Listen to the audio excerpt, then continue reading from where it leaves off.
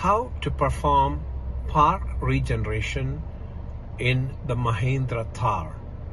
This would also apply to other Mahindra diesel vehicles such as the XUV700 or even the new Mahindra Scorpio. All of these BS6 vehicles have strict diesel particulate emission requirements, and this is usually managed through using both a diesel particulate filter and a urea-based mechanism for further reduction of emissions. The diesel particulate filter will get clogged if your running is mainly in the city over short distances. I have had my Mahindra Thar now for almost 2.5 years. This is one of the first diesel Thars to be made available in the Chennai market. My serial number is in the 6,000 range for my Thar, which means it's one of the very early models.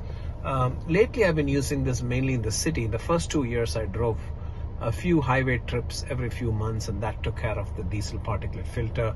But in the last couple of months I've driven this Thar mainly in the city, so I do get the region required indicator and the diesel particulate filter clogged signal, warning signal, every 4 to 5 weeks now. Initially it was once in 3 months, and now it's almost every 4 to 5 weeks.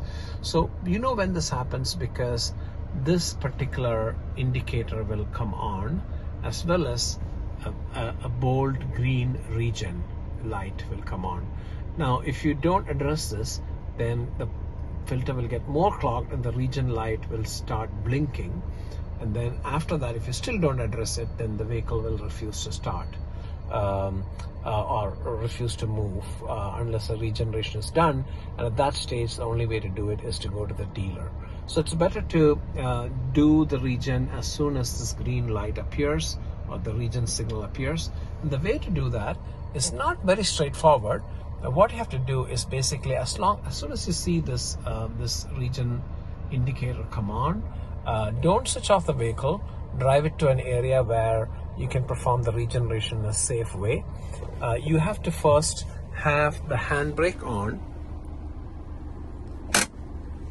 As you can see, I've raised the handbrake. Put the car in neutral, so the gear lever has to move from park all the way to neutral.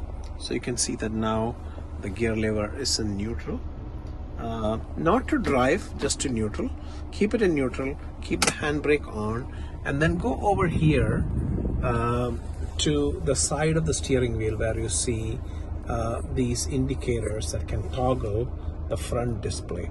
And you got to toggle the display all the way to go up all the way to where it has Trip A, which comes in the menu that is the Trip A menu. So you keep toggling and you go all the way till it gets to Trip A. So when it gets to Trip A, stop toggling using this book switch, which is what you use to toggle. This one, the one that reads like a book. Toggle until it reaches Trip A.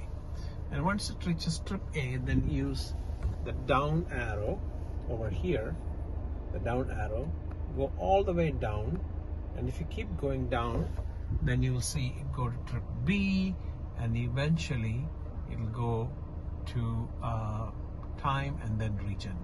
So you'll see this is the last option as you keep going down arrow in the Trip A menu, and then you go to this button that says regen start.